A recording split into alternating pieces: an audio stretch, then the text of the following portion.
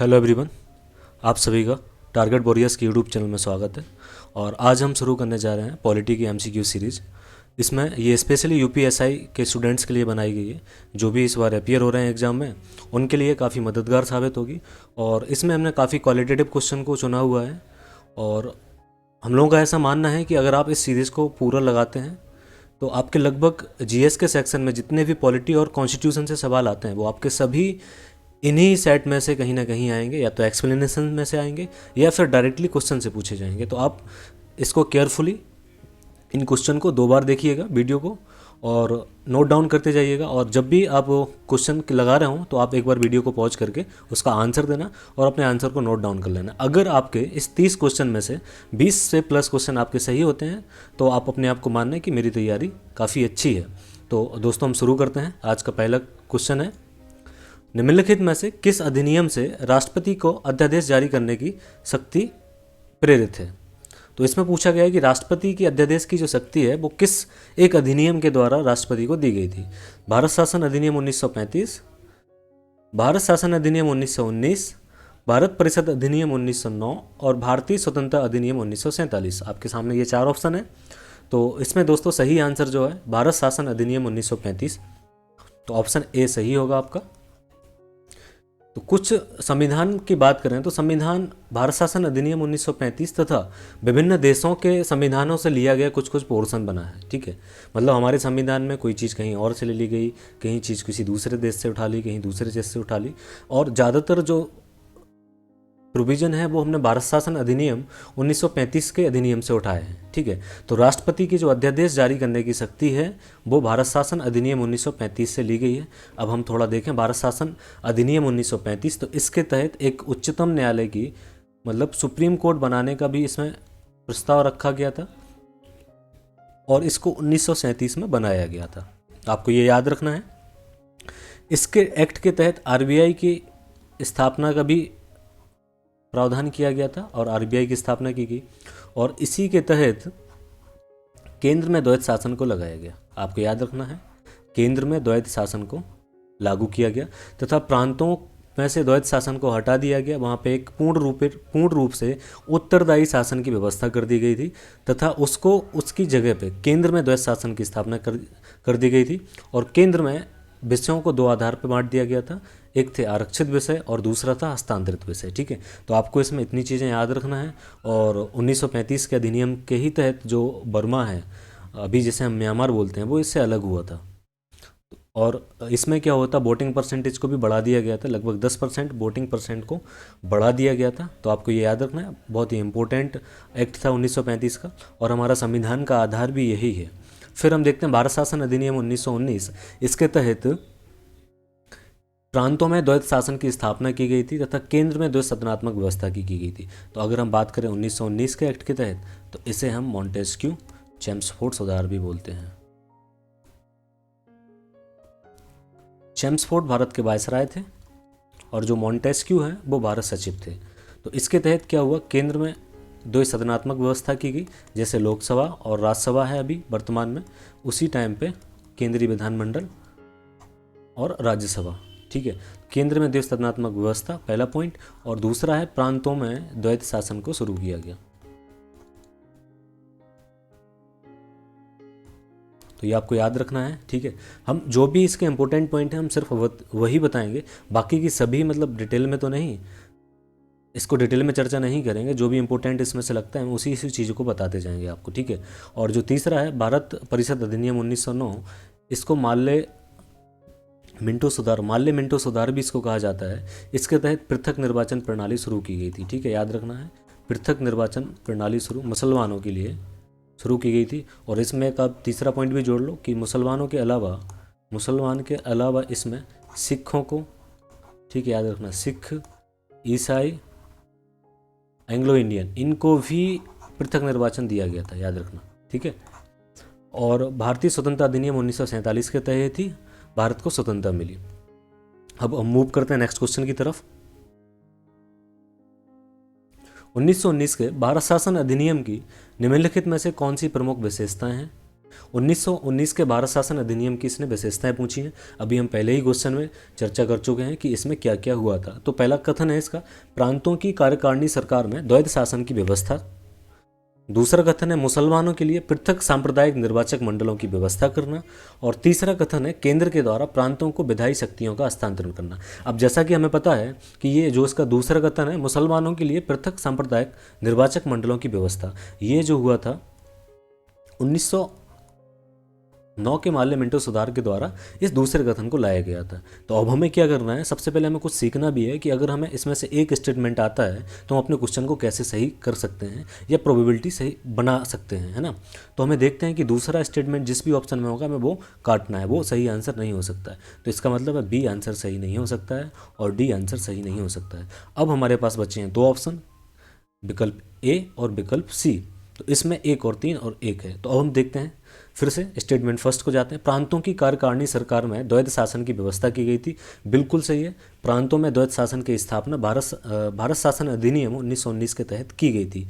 और अगर यहाँ पे प्रांतों की जगह अगर केंद्र में होता है कि केंद्र में द्वैध शासन की व्यवस्था की गई थी, तो ये आ जाता भारत शासन अधिनियम 1935। तो ये स्टेटमेंट सही है। और इसके बाद क्रांतों के द्वारा प्रांतों को विधायी शक्तियों का हस्तांतरण किया गया था। बिल्कुल सही है, आंशिक रूप से ये उत्तरदायी सरकार भी बनाई गई थी, आंशिक रूप से उत्तरदायी सरकार की स्थापना की गई थी। ठीक है, तो ये स्टेटमेंट भी सही है। तो इसका सही आंसर हो जाएगा ये 1 और 3। तो मूव करते हैं हम नेक्स्ट क्वेश्चन की तरफ। देशी रियासतों के एकीकरण में सरदार पटेल के अलावा निम्नलिखित में से किन दो व्यक्तियों की और अधिक भूमिका है। मतलब सबसे ज़्यादा तो सरदार पटेल की भूमिका ही है। सरदार पटेल को भारत का मैजनी कहा जाता है क्योंकि मैजनी इटली के एकीकरण में इनकी अहम भूमिका थी। इसी प्रकार सरदार पटेल की भारत के एकीकरण में या देशी रियासतों के एकीकरण में सर्वाधिक भूमिका थी। इनके अलावा इन दो व्यक्तियों की और भूमिका थी, आपसे वो पूछा गया है। तो इसमें पहला ऑप्शन है लॉर्ड माउंटबेटन एवं कृष्णाचारी। तो लॉर्ड माउंटबेटन उस समय के भारत के वायसराय थे और कृष्णाचारी ड्राफ्टिंग कमेटी के सदस्य भी थे। बीपी मेनन एवं लॉर्ड माउंटबेटन, ये दूसरा ऑप्शन है। तीसरा है बीपी मेनन एवं अंबेडकर और चौथा ऑप्शन है अंबेडकर एवं कृष्णाचार्य। तो आपको पता होगा कि बीपी मेनन और लॉर्ड माउंटबेटन इसका सही आंसर है दोस्तों। और हम आपको बता दें कि अंबेडकर जो थे वो ड्राफ्टिंग कमेटी के अध्यक्ष थे और कृष्णाचार्य उसके सदस्य थे। इनके लगभग 7 सदस्य थे पूरे ड्राफ्टिंग कमेटी के। और अंबेडकर ने तीनों गोलमेज सम्मेलन में पार्टिसिपेशन किया था। पूना पैक्ट गांधी जी का इन्हीं के साथ हुआ था 1932 में। तो इनकी कुछ बुक हैं जो आपको याद रखना चाहिए, जैसे मूक नायक हो गई, जनता हो गया और एनहिलेशन ऑफ कास्ट हो गया, हु वर शूद्र, मनुस्क्रिप्ट्स। ये इनकी कुछ बुक हैं जो आपको याद रखना चाहिए। तो हम मूव करते हैं नेक्स्ट क्वेश्चन की तरफ। भारतीय संविधान का मैग्ना कार्टा संविधान के किस भाग को कहा जाता है। तो इसमें पूछा गया है कि संविधान का मैग्ना कार्टा किसे कहा जाता है। तो हम मैग्ना कार्टा के बारे में थोड़ा सा आपको बताएं कि मैग्ना कार्टा की जो शब्द की उत्पत्ति हुई ये ब्रिटेन से होती है, यूके से। ठीक है, यूके में 1200 लगभग 15 के टाइम पे जो मजदूर वर्ग था और जो किसान वर्ग हैं इनको अधिकार दिए गए, इनको संपत्ति का अधिकार दे दिया गया, मजदूरी का अधिकार दे दिया गया, काम का अधिकार दे दिया गया, संपत्ति का अधिकार दे दिया गया, स्वतंत्रता का अधिकार दे दिया गया। तो इसलिए उसको मैग्ना कार्टा कहा गया। अब इसी रूप में से जितने भी अधिकारों की बात अगर कहीं की जाती है किसी भी देश के संविधान में, तो हम उस भाग को उस देश का मैग्ना कार्टा कह देते हैं। जैसे शिक्षा के क्षेत्र में Magna carta Charles Wood dispatch को कहा जाता है। इसी प्रकार से मौलिक अधिकार के संदर्भ में हम देखें तो मौलिक अधिकार का जो पोर्शन है उसको भारतीय संविधान का मैग्ना कार्टा कहा जाता है। तो इसका सही आंसर होगा भाग 3। भाग 3 के अंतर्गत मौलिक अधिकार की बात की गई है या जिसे हम मूल अधिकार भी बोलते हैं। तो इसमें मूल अधिकार अनुच्छेद की अगर बात करें तो आर्टिकल 12 से लेकर 35 तक इसमें अनुच्छेद हैं भाग 3 में।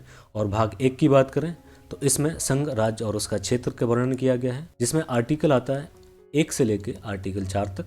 और हम भाग 2 की बात करें, इसमें नागरिकता से संबंधित प्रावधान किए गए। और भाग जो 4 है इसमें डीपीएसपी से रिलेटेड प्रोविजन किए गए। इसका एक नेक्स्ट भाग इसमें जोड़ा गया था 42वें संविधान संशोधन के द्वारा, भाग ए।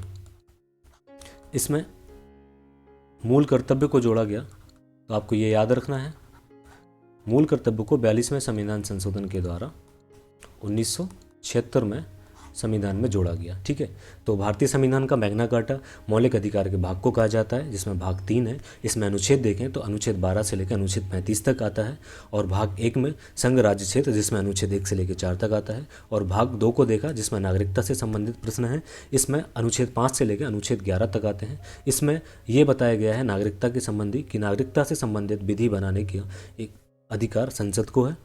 ठीक है, और एकल नागरिकता का प्रावधान किया गया है हमारे संविधान के तहत। तो भाग हमने 4 को देखा जिसमें डीपीएसपी की बात की गई थी। अब हम मूव करते हैं नेक्स्ट क्वेश्चन की तरफ। भारत के संविधान में उद्देशिका का विचार लिया गया है, तो इसमें हमें बताना है कि उद्देशिका का विचार किस देश के संविधान से हमने लिया है। पहला ऑप्शन आपके सामने इटली के संविधान से, दूसरा ऑप्शन कनाडा के संविधान से, और तीसरा ऑप्शन है फ्रांस के संविधान से, चौथा ऑप्शन है यूएसए के संविधान से। तो दोस्तों इसका सही आंसर होगा यूएसए के संविधान से। तो अब आपके सामने एक और क्वेश्चन उठता है कि यूएसए के संविधान से हमने क्या क्या चीज़ें ली हैं या कौन कौन से प्रावधान लिए हैं। तो ये आपको बताना है, आप वीडियो को पॉज करिएगा और आप बताइएगा। तो हम आपको बता दें कि यूएसए के संविधान से हमने मौलिक अधिकार को लिया है, न्यायपालिका की स्वतंत्रता को लिया है, तथा राष्ट्रपति की महाभियोग की प्रक्रिया को लिया है। हमने इससे और भी चीज़ों को लिया है। ठीक है, और फ्रांस के संविधान से हमने बंधुत्व, समानता और स्वतंत्रता जैसे प्रावधानों को लिया है, तथा कनाडा के संविधान से हमने अपना जो संघात्मक मॉडल है उसको लिया है। ठीक है, तो आपको ये याद रखना है। अब उद्देशिका के बारे में हम थोड़ी चर्चा करें अगर, तो उद्देशिका का जो प्रस्ताव था पहली बार हमारे संविधान में 20 दिसंबर 1946 को जवाहरलाल नेहरू के द्वारा, जवाहर भाई के द्वारा इसे संविधान सभा के समक्ष प्रस्तुत किया गया था। ठीक है, तो आपको ये डेट कभी पूछ ली जाती है कि उद्देशिका कब प्रस्तुत की गई थी संविधान सभा के समक्ष। तो 20 दिसंबर 1946 को संविधान सभा के समक्ष पेश की गई थी, और संविधान सभा ने 22 जनवरी 1947 को इसे पारित कर दिया था। ठीक है, तो आपकी ये दोनों डेट याद रखनी है। अब ये जो उद्देशिका है इसी फिलॉसफी भी कहा जाता है हमारे संविधान की। ठीक है, और उद्देशिका में इससे जुड़े हुए कई मामले हैं, जैसे बेरूबाड़ी मामला हुआ, केशवानंद भारती मामला हुआ। तो इसमें यह कहा गया है कि संविधान का ये भाग है या नहीं है, इन मुद्दों की बात की गई थी इसमें, बेरूबाड़ी मामले में और केशवानंद भारती में। ठीक है, तो हम इनको किसी दूसरे टॉपिक में देखेंगे। अभी हम बात करें कि उद्देशिका में एक संविधान संशोधन किया गया था जिसे हम बोलते हैं 42वां संविधान संशोधन 1976। इसमें 3 शब्द जोड़े गए थे, जिसमें अपना सोशलिज्म शब्द जोड़ा गया था,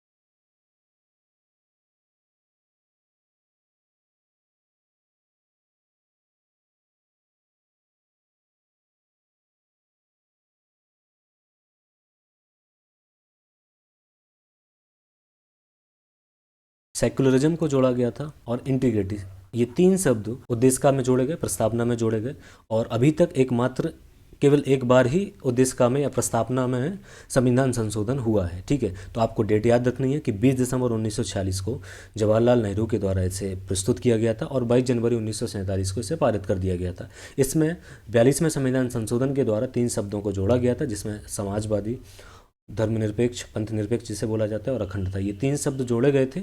और इससे जो बाद हैं या बेरूबाड़ी मामला और केशवानंद भारती मामला है। बेरूबाड़ी मामले में उद्देशिका को संविधान का भाग नहीं माना गया था, लेकिन केशवानंद भारती मामले में इनके निर्णय को बदलते हुए उन्होंने इसे संविधान का भाग माना था। ठीक है, तो मूव करते हैं नेक्स्ट क्वेश्चन की तरफ। The constitution as settled by the assembly we passed, प्रस्ताव संविधान सभा में किसने प्रस्तुत किया था? तो आपसे ये पूछा गया है कि ये जो एक मोशन है, एक प्रस्ताव है, इसे किसने प्रस्तुत किया था? पहला ऑप्शन है आपके सामने जवाहरलाल नेहरू, दूसरा ऑप्शन सरदार पटेल और तीसरा ऑप्शन है भीमराव अंबेडकर, चौथा ऑप्शन है BN राव। तो इसका दोस्तों सही आंसर होगा भीमराव अंबेडकर ने ये प्रस्ताव प्रस्तुत किया था। सरदार पटेल को एकीकरण में इनकी सर्वाधिक भूमिका थी। जवाहरलाल नेहरू ये पहले प्रधानमंत्री बनते हैं, इनकी कई सारी बुक हैं। ठीक है, और ये 1929 का जो लाहौर अधिवेशन था उसकी अध्यक्षता भी इन्होंने की थी। लाहौर अधिवेशन कांग्रेस के इतिहास में सबसे अधिक महत्वपूर्ण है, क्योंकि यहाँ पे 26 जनवरी 1930 को झंडा फहराया गया था रावी नदी पर। ठीक है, और पूर्ण स्वराज की मांग रखी गई थी, तो ये इसलिए इम्पोर्टेंट हो जाता है। तो आपको ये याद रखना है कि जवाहरलाल नेहरू किससे संबंधित हैं, ये हिस्ट्री का टॉपिक है। ठीक है, तो हम बढ़ते हैं नेक्स्ट क्वेश्चन की तरफ। निम्नलिखित में से कौन राष्ट्रपति के चुनाव प्रकरण के लिए सही नहीं है? तो इसमें राष्ट्रपति के चुनाव से संबंधित कथन दिए गए, इनमें से हमें जो सही नहीं है उसको हमें छांटना है। तो आपके पास पहला जो ऑप्शन है कि पदस्थ राष्ट्रपति पदावधि से पूर्व उत्तराधिकारी का चुनाव अवश्य हो जाना चाहिए। मतलब ये है कि पदस्थ राष्ट्रपति पदावधि से पूर्व उत्तराधिकारी का चुनाव अवश्य हो जाना चाहिए। मतलब जब राष्ट्रपति का टर्म खत्म हो रहा हो तो उससे पहले उत्तराधिकारी का चुनाव हो जाना चाहिए। ठीक है, दूसरा कथन है राष्ट्रपति अपना पदभार ग्रहण करने की तिथि से 5 वर्ष तक पद पर रहेंगे। और तीसरा ऑप्शन है राष्ट्रपति का उत्तराधिकारी आने तक कार्यकाल की समाप्ति पर भी वह पद पर बना रहेगा। और चौथा ऑप्शन है निर्वाचक मंडल के अपूर्ण होने के आधार पर राष्ट्रपति का चुनाव स्थगित किया जा सकेगा। तो दोस्तों आप वीडियो को पॉज करिए और इसका आंसर दीजिए। काफ़ी इंपॉर्टेंट क्वेश्चन है और कंसेप्चुअल क्वेश्चन भी है ये।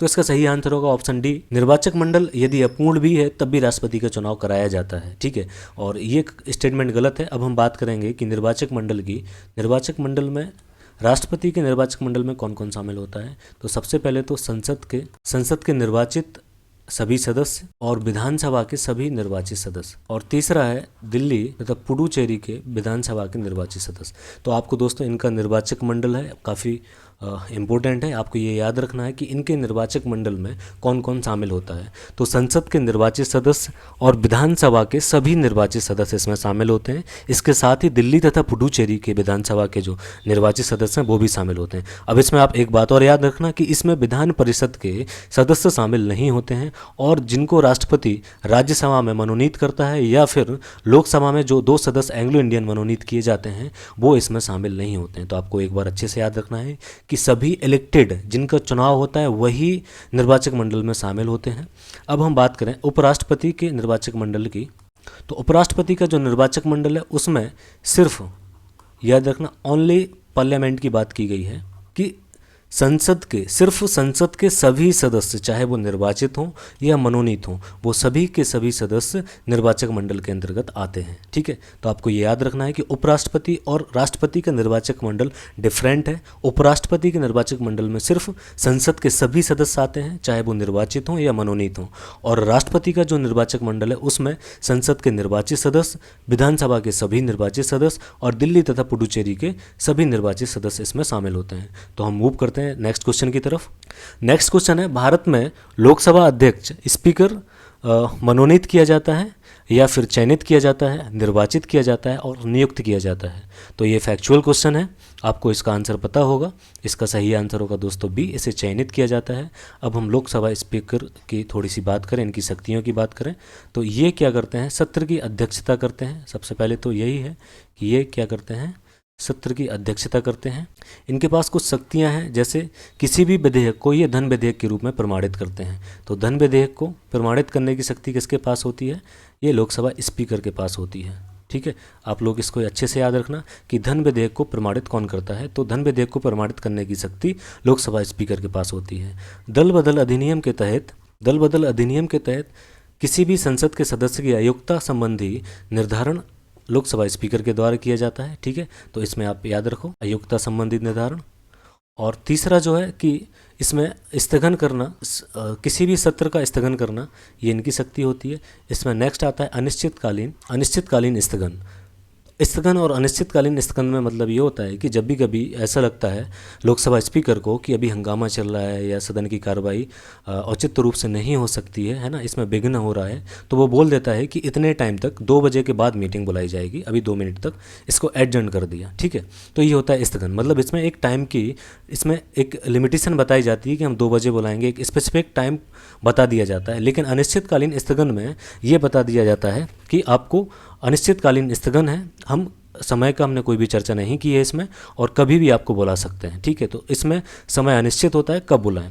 और हम इसकी एक और शक्ति की बात करें तो ये जब अनुच्छेद 108 के तहत, याद रखना है आपका, अनुच्छेद 108 के तहत ज्वाइंट सेशन बुलाया जाता है। जब ज्वाइंट सेशन राष्ट्रपति के द्वारा अनुच्छेद 108 के तहत ज्वाइंट सेशन बुलाया जाता है, तब उसकी अध्यक्षता लोकसभा स्पीकर करता है। और यदि लोकसभा स्पीकर नहीं होता है तो लोकसभा का जो उपाध्यक्ष होता है वह इसकी अध्यक्षता करता है। और अगर उपाध्यक्ष नहीं होने पर भी राज्यसभा का उपसभापति करेगा, ना कि राज्यसभा का सभापति। तो आपको ये क्रम याद रखना है कि सबसे पहले तो स्पीकर करेगा, अगर स्पीकर नहीं है तो इसका उपाध्यक्ष करता है, और उपाध्यक्ष नहीं है अगर, तो फिर राज्यसभा का उपसभापति। ठीक है, तो आपको ये बिल्कुल अच्छे से याद रखना है कि अगर ज्वाइंट सेशन बुलाया जा रहा है, ठीक है, तो ज्वाइंट सेशन में जो अध्यक्षता करता है स्पीकर करता है, उसके बाद अगर वो ना हो, अब्सेंस हो, तो उपाध्यक्ष करेगा, उपाध्यक्ष भी ना हो तो राज्यसभा का उपसभापति करेगा, ना कि राज्यसभा का सभापति। तो कई बार क्या होता है, डायरेक्टली ये स्टेटमेंट दे दिया जाता है कि राज्यसभा का सभापति जॉइंट सेशन की अध्यक्षता करता है, तो स्टेटमेंट ये गलत है, और अक्सर ऐसा यूपीएससी और यूपीपीसीएस में देखा जाता है। अब हम इसकी तुलना करेंगे राष्ट्रपति की शक्तियों के साथ। राष्ट्रपति को आहूत करने की, सत्र को आहूत करता है राष्ट्रपति, याद रखना। ठीक है, तो कई बार ये भी स्टेटमेंट दे दिया जाता है कि लोकसभा सत्र को आहूत करता है, गलत है। राष्ट्रपति के द्वारा समनिंग की जाती है। आहूत मतलब बुलाना, सत्र को बुलाना कि आ जाओ अब मीटिंग है, बैठो सभी लोग। ठीक है, तो ये होता है आहूत या सत्र को बुलाना, इसे इंग्लिश में समनिंग बोलते हैं। दूसरा होता है सत्र अवसान करना। सत्र अवसान का मतलब अब मीटिंग जब डायरेक्टली ख़त्म होती है, जैसे कोई एक सत्र खत्म होता है तो उसे हम बोलते हैं सत्र अवसान हो गए, है ना। तो हमारे पॉलिटिकल परंपरा में लगभग 1 साल के अंतर्गत 3 सेशन बुलाए जाते हैं। तो जब सेशन का पूरा सेशन एक खत्म होता है तो उसे हम सत्र अवसान बोलते हैं। तो राष्ट्रपति के द्वारा समनिंग की जाती है, सत्र अवसान किया जाता है, और इनके द्वारा लोकसभा का विघटन किया जाता है, याद रखना, लोकसभा का। ठीक है, तो आपका ये सब हो गया। अब हम मूव करते हैं नेक्स्ट क्वेश्चन की तरफ। संविधान के किस संशोधन ने लोकसभा के सदस्यों की संख्या 525 से बढ़ाकर 545 कर दी? तो आपके विकल्प हैं, पहला विकल्प 31वें संविधान संशोधन के द्वारा, दूसरा विकल्प है 35वें संविधान संशोधन के द्वारा, और तीसरा 42वें संविधान संशोधन के द्वारा, और लास्ट है 45वें संविधान संशोधन के द्वारा। तो आप वीडियो को पॉज करिए और आंसर दीजिए। तो दोस्तों इसका सही आंसर होगा 31वें संविधान संशोधन के द्वारा। 31वें संविधान संशोधन के द्वारा लोकसभा की जो 525 सदस्यों से इसकी संख्या को बढ़ाकर 545 कर दिया गया था। ठीक है, तो आपको ये याद रखना है, 31वें संविधान संशोधन के द्वारा इसमें किया गया था। अब हम बात करें 42वें संविधान संशोधन की। इसे हमारे संविधान को लघु संविधान भी कहा जाता है। तो आपको याद रखना है 42वें संविधान संशोधन को लघु संविधान कहा जाता है, क्योंकि इसने क्या किया था, संविधान में व्यापक रूप से परिवर्तन किया था। संविधान में इसने व्यापक रूप से परिवर्तन किया, जिसमें प्रस्तावना में भी परिवर्तन हुआ, अनुच्छेद 368 में परिवर्तन हुआ, मौलिक अधिकारों में परिवर्तन किया गया, और इसके अलावा राष्ट्रीय आपातकाल से संबंधित जो प्रावधान है उसमें भी कुछ परिवर्तन किए गए, तथा साथ में ही डीपीएसपी में भी परिवर्तन किया गया। दोस्तों कुछ इसमें और परिवर्तन किए गए थे, जैसे संविधान के अनुच्छेद 368 में 2 नए पार्ट जोड़ दिए गए थे। 368 क्लॉज 4 और क्लॉज 5 इनको जोड़ दिया गया था, और इसमें संसदीय सर्वोच्चता को सुनिश्चित करने की शक्ति दे दी गई थी संसद को। ठीक है, और अनुच्छेद 352 और 356 है, इसमें भी कुछ संशोधन किए गए थे, जिसमें क्या कर दिया गया था, जो राष्ट्रपति शासन की अवधि 6 महीने थी उस 6 महीने को बढ़ाकर 1 वर्ष कर दी गई थी, और इसमें मूल कर्तव्य को भी जोड़ा गया था। जो 42वें संविधान संशोधन आया था दोस्तों, ये शॉर्ट सिंह समिति की सिफारिशों पर आया था।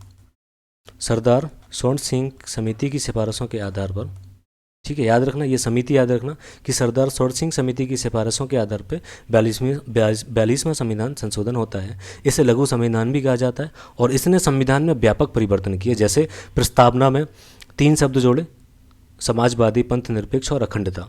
इसके साथ ही आपातकाल संबंधी प्रावधानों में परिवर्तन किया गया, मूल अधिकारों में परिवर्तन किया गया, डीपीएसपी में परिवर्तन किया गया, तो मूल कर्तव्यों को इसमें जोड़ा गया। ठीक है, अब हम मूव करते हैं नेक्स्ट क्वेश्चन की तरफ। भारत के राष्ट्रपति के महाभियोग की प्रक्रिया, इसमें पूछा गया है कि महाभियोग की प्रक्रिया अर्ध न्यायिक प्रक्रिया है, ऑप्शन बी कार्यपालिका प्रक्रिया है, या फिर ऑप्शन सी न्यायिक प्रक्रिया है, और ऑप्शन डी विधायी प्रक्रिया है। तो आपको बताना है कि राष्ट्रपति की महाभियोग की प्रक्रिया कैसी है, न्यायिक है, कार्यपालिका प्रक्रिया, विधायी प्रक्रिया या फिर अर्ध न्यायिक प्रक्रिया। तो इसका दोस्तों सही आंसर होगा ऑप्शन ए, यह अर्ध न्यायिक प्रक्रिया है।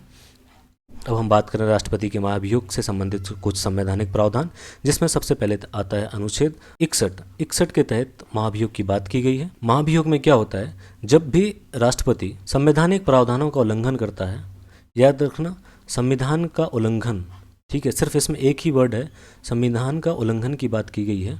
तो हमारे संविधान में सिर्फ एक शब्द लिखा गया है कि जब भी कभी राष्ट्रपति संवैधानिक प्रावधानों का उल्लंघन करता है या फिर संविधान का उल्लंघन करता है, तो उसके ऊपर राष्ट्रपति के महाभियोग की प्रक्रिया चलाई जा सकती है, शुरू की जा सकती है। महाभियोग की प्रक्रिया को शुरू करने से पहले हम एक संकल्प के रूप में प्रस्ताव पारित करते हैं और इसकी प्रक्रिया किसी भी सदन में, ये याद रखना, किसी भी सदन में शुरू की जा सकती है, चाहे वो लोकसभा हो या फिर राज्यसभा हो। तो आपको ये याद रखना है कि महाभियोग की प्रक्रिया किसी भी सदन में शुरू की जा सकती है, लोकसभा से या राज्यसभा से, लेकिन जो उपराष्ट्रपति होते हैं, उपराष्ट्रपति की महाभियोग की प्रक्रिया सिर्फ और सिर्फ राज्यसभा से ही शुरू की जा सकती है। तो संकल्प के रूप में किसी भी सदन में प्रस्ताव प्रस्तुत किया जाता है और राष्ट्रपति अपना पक्ष रखता है, तथा यदि संकल्प पारित हो जाता है, यदि प्रस्ताव पर चर्चा होती है और विशेष बहुमत के द्वारा, आपको ये याद रखना है कि विशेष बहुमत के द्वारा ही प्रस्ताव को पारित किया जाता है, जिसमें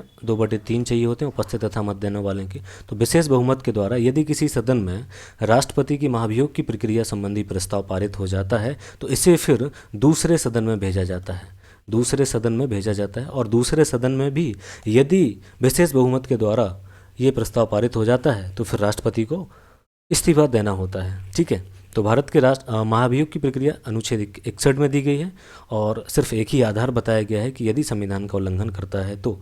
और एक और चीज़ याद रखना दोस्तों, यदि राष्ट्रपति अपने पद पर है तब तक उस पर आपराधिक प्रक्रिया ना तो शुरू की जा सकती है, ना ही कोई कोर्ट में कोई भी केस चलेगा इसके खिलाफ, लेकिन हाँ सिविल केस में चल सकता है। ठीक है, याद रखना। तो मूव करते हैं नेक्स्ट क्वेश्चन की तरफ। केंद्र और राज्यों के बीच होने वाले विवादों का निर्णय करने की भारत के उच्चतम न्यायालय की शक्ति किसके अंतर्गत आती है? तो इसमें सुप्रीम कोर्ट की जो केंद्र और राज्यों के बीच वाले विवाद की शक्ति है, ये पूछा गया है कि वो किस अधिकारिता के अंतर्गत आती है। पहला ऑप्शन है परामर्शी अधिकारिता, दूसरा ऑप्शन है अपीलीय अधिकारिता, और तीसरा ऑप्शन है मूल अधिकारिता, तथा लास्ट रिट अधिकारिता। तो दोस्तों वीडियो को पॉज करिए और इसका आंसर दीजिएगा। काफ़ी इंपॉर्टेंट क्वेश्चन है, महत्वपूर्ण क्वेश्चन है, यूपीएससी में बिल्कुल आ सकता है। तो दोस्तों इसका सही आंसर होगा ऑप्शन सी, मूल अधिकारिता। अब मूल अधिकारिता में हम अगर देखें तो केंद्र और राज्य से संबंधित जितने भी विवाद होते हैं, केंद्र और राज्य के अगर विवाद होते हैं तो, या फिर केंद्र और राज्यों के बीच में विवाद होता है तो, और राज्य के बीच में अगर विवाद होते हैं तो, ये जो 3 चीज़ें हैं ये मूल अधिकारिता के अंतर्गत आती हैं। ठीक है, तो आपको ये याद रखना है कि अगर कभी भी केंद्र और राज्य का विवाद होता है तो ये उच्चतम न्यायालय की मूल अधिकारिता के अंतर्गत आते हैं। सीधा इनकी सुनवाई कहाँ की जाएगी? सीधा केस जाएगा उच्चतम न्यायालय में, न कि हाई कोर्ट में। अगर राज्यों और राज्यों के बीच में कभी विवाद, कॉन्फ्लिक्ट, डिस्प्यूट हो जाता है तो कोई भी हाई कोर्ट में ये कार्रवाई नहीं की जाएगी, सिर्फ और सिर्फ उच्चतम न्यायालय में ही की जा सकती है। ठीक है, और दूसरा इसकी हम बात करें अपीलीय अधिकारिता की, तो अपीलीय अधिकारिता में सिविल दीवानी मामलों में भी अपील की जा सकती है और फौजदारी मामलों में भी अपील की जा सकती है। सिविल मामलों में अनुच्छेद 132 के तहत की जाती है। ठीक है, हम लिख दे रहे हैं इधर पे कि सिविल मामलों में, और फौजदारी मामलों में, जैसे हम आपराधिक मामले भी बोलते, अनुच्छेद 133 के तहत अपील की जाती है। सॉरी दोस्तों, ये अनुच्छेद 133 है और ये अनुच्छेद 134 है। और संवैधानिक जो भी प्रावधान है, अगर इनसे संबंधित कोई अपील करना हो तो वो अनुच्छेद 132 के तहत की जाती है। इसके अलावा एक स्पेशल लीव पिटीशन होती है जो अनुच्छेद 136 के तहत होती है, ये भी इम्पोर्टेंट है। ठीक है, अनुच्छेद 136 के तहत भी आप अपील कर सकते हैं स्पेशल लीव पिटीशन के द्वारा। तो ये आप याद रखना, SLP। तो इसमें हमने तीन तीन संवैधानिक प्रोविज़न देखे, जिसमें अनुच्छेद 132 में संवैधानिक रूप से आप अपील कर सकते हैं, 133 में हमने देखा कि सिविल मामलों में अपील की जा सकती है, और उच्चतम न्यायालय को इसीलिए अपील का अंतिम न्यायालय भी कहा जाता है, इसके बाद आप कहीं नहीं जा सकते हो, ठीक है। फौजदारी मामलों में 134 के तहत इसकी बात की गई है। फिर हम बात करेंगे दोस्तों परामर्शी अधिकारिता। तो परामर्शीय जो अधिकारिता है, इसकी बात अनुच्छेद 143 में की गई है। 143 में कहा गया है कि यदि राष्ट्रपति जब भी उच्चतम न्यायालय से सलाह मांगता है, तो अनुच्छेद 143 के तहत उच्चतम न्यायालय राष्ट्रपति को सलाह देता है। अब इसमें दो प्रोविज़न हैं, 143 क्लॉज 1 और 143 क्लॉज 2।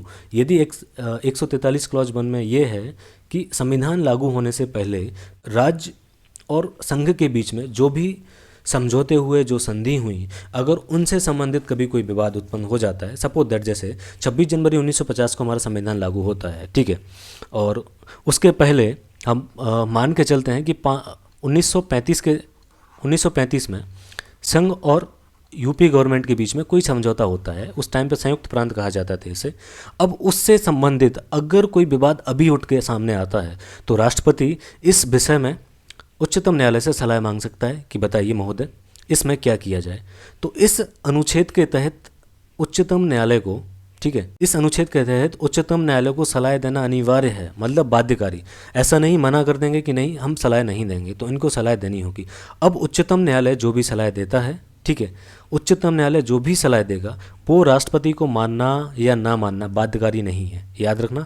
143 में दो क्लॉज हैं। क्लॉज 1 जिसमें हमने भी बात की है कि संविधान लागू होने से पहले यदि कोई भी समझौते या संधि, ठीक है, राज्य और संघ के बीच में हुए थे, अगर उनसे संबंधित कोई भी कॉन्फ्लिक्ट अभी आता है, तो ये परामर्शी अधिकारिता के 143 क्लॉज 1 में आएगा।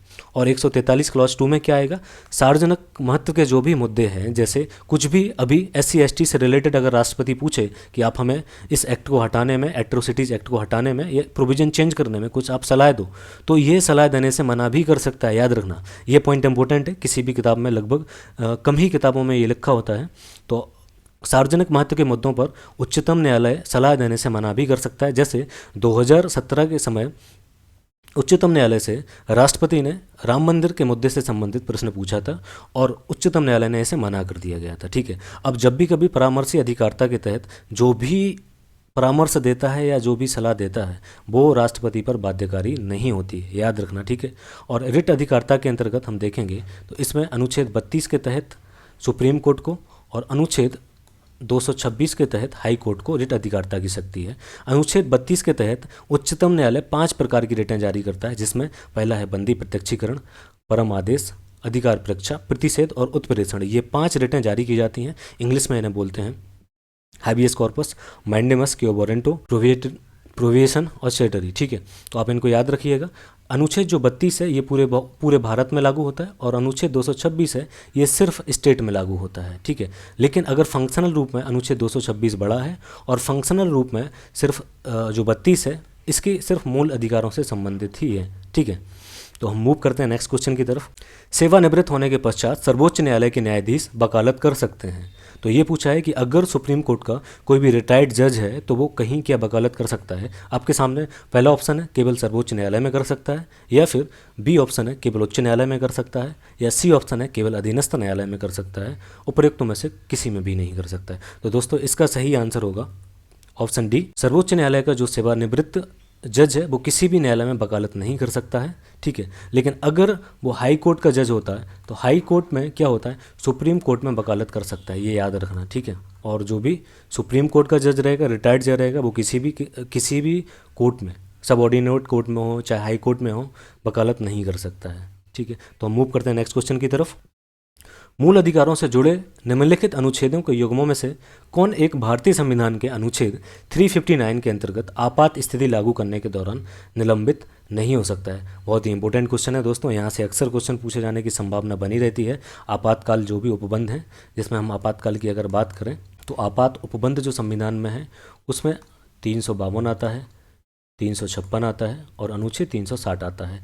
इन तीनों में 3 प्रकार की राष्ट्रीय आपात की बात की गई है, जिसमें पहला राष्ट्रीय आपातकाल, राष्ट्रपति शासन और वित्तीय आपातकाल है। ठीक है, तो हम ये पूछा गया क्वेश्चन में कि जब भी राष्ट्रीय आपातकाल लागू होता है तो अनुच्छेद 359 के तहत कौन से अनुच्छेद निलंबित नहीं किए जाते हैं। ठीक है, अब इसमें एक और प्रश्न होता है कि आपातकालीन परिस्थितियों में मौलिक अधिकारों का सस्पेंशन किस संविधान से लिया गया है। तो ये जर्मनी से लिया गया, जर्मनी के वाइमर संविधान से लिया गया है, आपको याद होना चाहिए दोस्तों। तो इसका सही आंसर होगा ऑप्शन पहला, अनुच्छेद 20 और 21। ठीक है, तो आपको याद रखना है कि अनुच्छेद 359 के तहत, आर्टिकल 359 के तहत 20 और 21, अनुच्छेद 20 और 21 सस्पेंस नहीं होते हैं ना, इनका निलंबन नहीं किया जाता है। तो ये इंपॉर्टेंट है कि अनुच्छेद 359 के अंतर्गत अनुच्छेद 20 और 21 का राष्ट्रीय आपातकाल में भी निलंबित नहीं किया जाता है। ये प्रावधान 44वें संविधान संशोधन के द्वारा जोड़ा गया था। इसके पहले याद रखना, 44वें संविधान संशोधन के द्वारा इसे ऐड किया गया था। इसके पहले सभी मौलिक अधिकारों का निलंबन किया जा सकता था। तो 1978 में 44वें संविधान संशोधन के द्वारा ये जोड़ा गया था कि 359 के तहत 20 और 21 अनुच्छेद जो हैं वो निलंबित नहीं किए जाएंगे।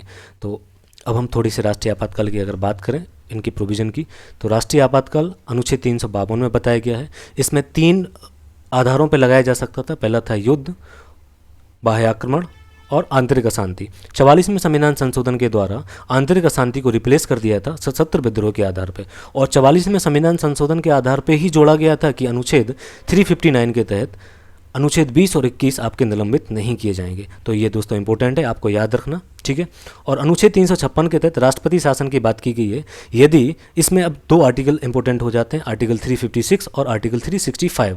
आर्टिकल 356 में ये बताया गया है कि यदि कोई राज्य संवैधानिक प्रावधानों के अनुसार अपना शासन नहीं चला रहा होता है तो राज्यपाल के प्रतिवेदन से या अनुमोदन से वहाँ पर राष्ट्रपति शासन लगा दिया जाता है। और 365 में ये बताया गया है कि यदि संघ शासन मतलब संघ सरकार के निर्देशों के अनुसार अगर कोई राज्य शासन नहीं चलाता है तो वहाँ पे राष्ट्रपति शासन लगाया जा सकता है। ठीक है, और 360 में वित्तीय आपातकाल की बात की गई है, जिसमें 2 आधार बताए गए हैं। एक तो बताया गया है साख और वित्तीय स्थायित्वता या वित्तीय संकट आ जाए, है ना, तो इन 2 आधारों पे वित्तीय आपातकाल लगाया जाता है। तो हम नेक्स्ट अगर कोई क्वेश्चन इससे जुड़ा हुआ होगा तो उस पर हम डिटेल एनालिसिस करेंगे। तो हम मूव करते हैं नेक्स्ट क्वेश्चन की तरफ। 71 में संशोधन से संविधान की 8वीं अनुसूची में कौन सी 3 भाषाएं जोड़ी गई थी। दोस्तों ये इंपॉर्टेंट क्वेश्चन है। ये भी अक्सर कभी भी जब भी 8वीं अनुसूची की बात आ जाती है तो इसके जो भी संशोधन हुए वो सभी महत्वपूर्ण हैं इसमें। तो हमें ये बताना है कि 71वें संविधान संशोधन के द्वारा कौन सी 3 भाषाओं को जोड़ा गया था। पहला ऑप्शन है सिंधी, मणिपुरी, कोंकणी। दूसरा ऑप्शन है कोंकणी, कश्मीरी और नेपाली। तीसरा ऑप्शन है नेपाली, कोंकणी और मणिपुरी। चौथा ऑप्शन है नेपाली, कोंकणी और असमिया। तो दोस्तों इसका सही आंसर होगा ऑप्शन सी, नेपाली, कोंकणी और मणिपुरी। ये 3 भाषाएं 71वें संविधान संशोधन से संविधान की 8वीं अनुसूची में जोड़ी गई थी। अब संविधान की हम 8वीं अनुसूची में बात करें तो मूल संविधान में 8वीं अनुसूची में और सिर्फ 14 भाषाएं थीं। कितनी भाषाएं थीं? सिर्फ 14 भाषाएं थीं। फिर हमने 21वां संविधान संशोधन किया। 21वें संविधान संशोधन के द्वारा एक भाषा को जोड़ा, एक भाषा को इसमें जोड़ा। इसके बाद फिर 71वां संविधान संशोधन किया जाता है। 71वें संविधान संशोधन के द्वारा 3 भाषाओं को हम इसमें ऐड करते हैं। इसके बाद फिर 92वां संविधान संशोधन किया गया, इसमें हमने 4 भाषाओं को जोड़ा। तो आपको ये याद रखना है किन किन भाषाओं को जोड़ा गया था और कौन कौन से संविधान संशोधन के द्वारा जोड़ा गया था। तो आप याद कैसे करेंगे कि 21वां संविधान संशोधन किया गया, इसमें एक भाषा को जोड़ा गया। इसके बाद 71वां संविधान संशोधन किया गया, इसमें 3 भाषाओं को जोड़ा गया। और 71 और 21 को आप ऐड कर देंगे तो हो जाएगा 92। तो 92 में संविधान संशोधन के द्वारा 4 भाषाओं को जोड़ा गया। तो यहाँ पे 1 + 3 = 4। ठीक है, 21 + 71 = 92। तो कितना हो गया? आपको ये इक्वेशन याद हो जाना चाहिए। आप इसको इक्वेशन ही याद कर लो। इस इक्वेशन में मैं एक और चीज़ ऐड करूँगा। ये चीज़ आपकी ऐड होने वाली है कौन कौन सी भाषाएं थी। तो आपको ऐसे याद रखना है कि सबसे पहले सिंधी, एक डायलॉग है ना, हिंदी चीनी भाई भाई, तो अब यहाँ से याद रखना सिंधी। ठीक है, कैसे याद रखो कि सिंधी। तो सबसे पहले सिंधी को जोड़ा गया। उसके बाद 3 भाषाएं आती हैं आपकी, सबसे पहले नेपाली, फिर कोंकणी और मणिपुरी। तो आप इसको तीसरे को याद कैसे रखोगे? नेपाली तो आपको याद हो जाएगी, लेकिन आप याद रखना दोनों में इड़ा अड़ा होगा, कोंकणी मणिपुरी। ठीक है, तो नेपाली, कोंकणी, मणिपुरी, ये 3 भाषाओं को 71वें संविधान संशोधन के द्वारा जोड़ा गया। अब हम बात करते हैं 92वें संविधान संशोधन के द्वारा। 92वें संविधान संशोधन के द्वारा 4 भाषाओं को जोड़ा गया, जिसमें सबसे पहले था बोडो, डोगरी, मैथिली और संथाली। तो ये 4 भाषाएं आपको, ये 4 भाषाएं 92वें संविधान संशोधन के द्वारा जोड़ी गई थी। तो आप इसका क्या करें, स्क्रीनशॉट ले लीजिएगा या फिर इनको एक इक्वेशन के थ्रू ही आप लिख लीजिएगा, ठीक है। तो इनको राइट डाउन कर लेना आप। तो हमारे मूल संविधान में 14 भाषाएं थी, 8 भाषाएं बाद में जोड़ेंगी, तो अभी 22 भाषाएं हैं। तो हम मूव करते हैं नेक्स्ट क्वेश्चन की तरफ। अनुसूचित जनजाति का दर्जा है हिंदुओं तक सीमित है। दूसरा ऑप्शन धर्म निष्ठा से तटस्थ है। तीसरा ऑप्शन है हिंदुओं एवं ईसाइयों तक सीमित है। और चौथा ऑप्शन है हिंदुओं एवं मुसलमानों तक सीमित है। तो दोस्तों इसका सही आंसर होगा ऑप्शन बी।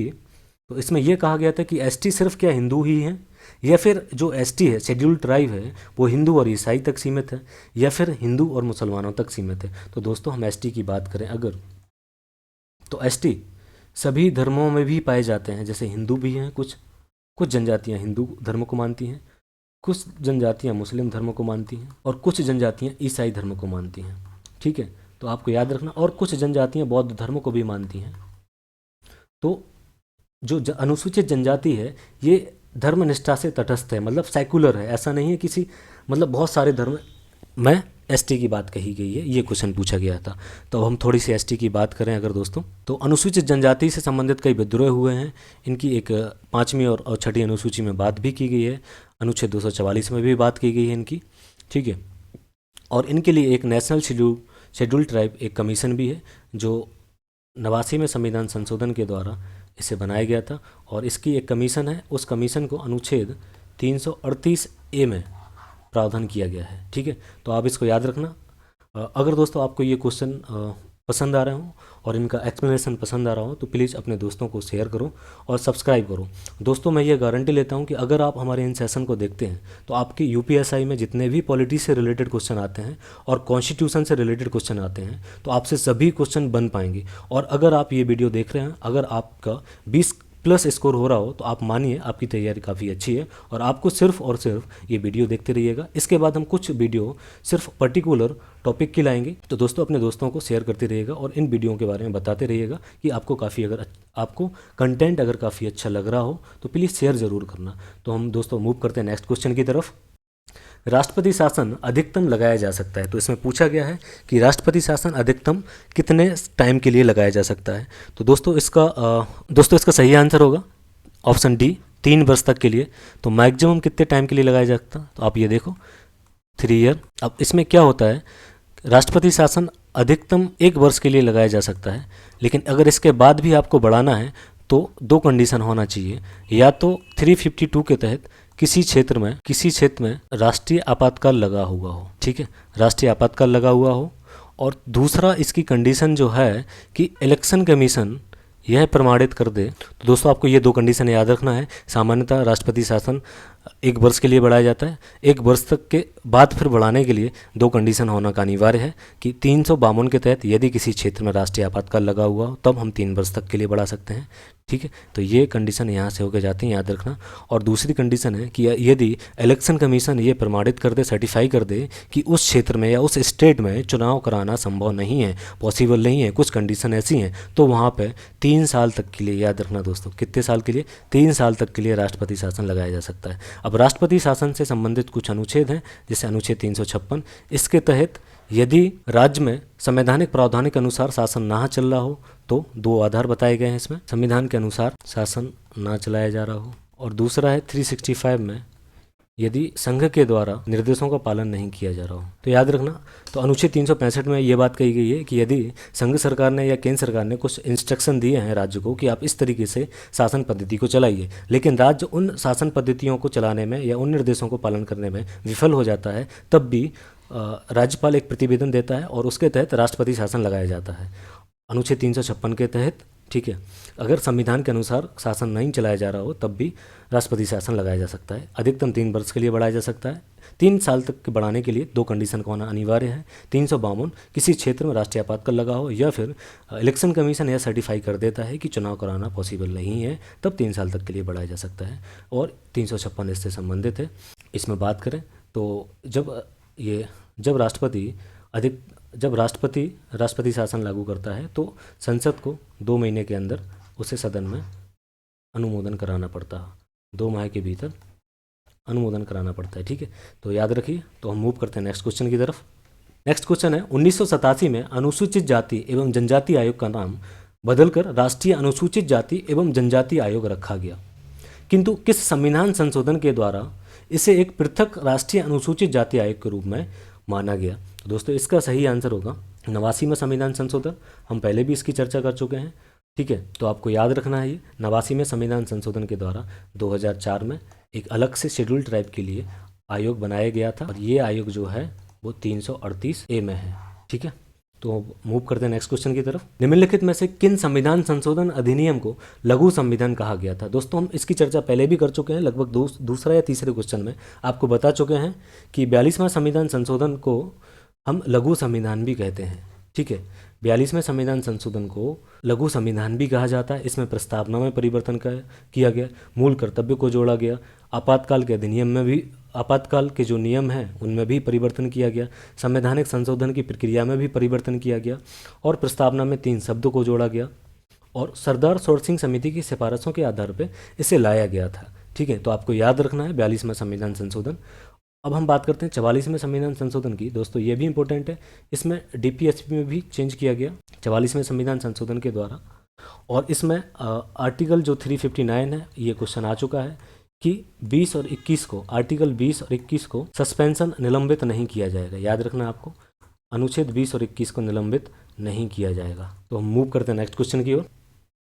सुशासन शब्द का सबसे पहले प्रयोग किस संस्थान के द्वारा किया गया था? तो आपको बताना है गुड गवर्नेंस शब्द जो है इसका प्रयोग सबसे पहले किसने किया था? ऑप्शन पहला यूनेस्को ने, दूसरा ऑप्शन है विश्व बैंक ने, तीसरा ऑप्शन है यूएनडीपी ने, और चौथा ऑप्शन है डब्ल्यूटीओ ने। तो दोस्तों इस सुशासन शब्द का उपयोग सबसे पहले वर्ल्ड बैंक ने किया था, तो इसका आंसर हो जाएगा बी, ठीक है। तो ये एक फैक्ट है, आपको बस याद रखना है। मूव करते हैं हम नेक्स्ट क्वेश्चन की ओर। निम्नलिखित में से भारतीय संविधान के किस संशोधन के द्वारा अनुच्छेद 19(1)(c) में सहकारी समितियां शब्द जोड़ी गई थी? तो पहला ऑप्शन है 42वां संविधान संशोधन, दूसरा ऑप्शन है 73वां संविधान संशोधन अधिनियम 1992, और चौथा ऑप्शन है आपका 97वें संविधान संशोधन अधिनियम। दोस्तों आपका पहला ऑप्शन है 42वां संविधान संशोधन अधिनियम 1976, दूसरा ऑप्शन है 73वां संविधान संशोधन अधिनियम 1992, तीसरा ऑप्शन है 97वां संविधान संशोधन अधिनियम 2011, और लास्ट ऑप्शन है 36वां संविधान संशोधन अधिनियम 1975। तो दोस्तों इसका सही आंसर होगा ऑप्शन सी। ऑप्शन सी इसका सही आंसर होगा। 97वें संविधान संशोधन अधिनियम 2011 के द्वारा 19(1)(c) में सहकारी समितियां शब्द जोड़ा गया, मतलब सहकारी समिति बनाने को मौलिक अधिकार बना दिया गया, ठीक है। मतलब हम सहकारी समिति बना सकते हैं, और इसमें एक और डीपीएसपी में भी परिवर्तन किया गया। तो इसके तहत सबसे पहले तो मूल अधिकार में हमने देखा है कि 19(1)(c), और डीपीएसपी में आर्टिकल 43B को ऐड किया गया, और इसमें एक पार्ट को भी ऐड किया गया था, पार्ट 9B, ठीक है। तो ये 3 चीज़ें 97वें संविधान संशोधन के द्वारा ऐड की गई थी, ठीक है। तो इनको याद रखना आप। 42वें संविधान संशोधन की हम चर्चा कर ही चुके थे। 73वें संविधान संशोधन की अगर बात करें तो पंचायतों को, जो स्थानीय सरकार है, स्थानीय स्वशासन संस्थाएं हैं, इनको संवैधानिक दर्जा दिया गया था। 24 अप्रैल 1992 को इस प्रस्ताव को पारित कर लिया गया था, इसलिए हम 24 अप्रैल को पंचायती दिवस के रूप में बनाते हैं, ठीक है। तो 73वें संविधान संशोधन के द्वारा पंचायतों को संवैधानिक दर्जा दिया गया था, पंचायतों को संवैधानिक दर्जा दिया गया था। और इसमें 73वें संविधान संशोधन के द्वारा कुछ ऐसे आर्टिकल जोड़े गए थे। तो दोस्तों हम थोड़ा सा 73वें संविधान संशोधन को देखते हैं। तो 73वें संविधान संशोधन के द्वारा पंचायती राज पंचायतों को संवैधानिक दर्जा दिया जाता है। अब इसमें क्या किया गया, कुछ अनिवार्य प्रावधान किए गए और कुछ विवेकाधीन शक्तियां दे दी गई, और इस पंचायतों को राज्य सूची के विषय में डाल दिया गया, ठीक है। तो कुछ अनिवार्य प्रावधान थे, जैसे संविधान में बताया गया कि ये अनिवार्य हैं, और कुछ विवेकाधीन प्रावधान किए गए कि ये राज्य सरकार चाहे तो कर सकती है। हम बात करते हैं अनिवार्य प्रावधान की। तो अनिवार्य प्रावधान में ये कहा गया कि पंचायतों का गठन किया जाएगा। तीसरा है कि SC और ST को, याद रखना, SC ST और वुमेन्स को रिजर्वेशन दिया जाएगा। SC ST को उनकी जनसंख्या के रेशियो में दिया जाएगा, और महिलाओं को 1/3 कम से कम 1/3 रिजर्वेशन कम से कम दिया जाएगा।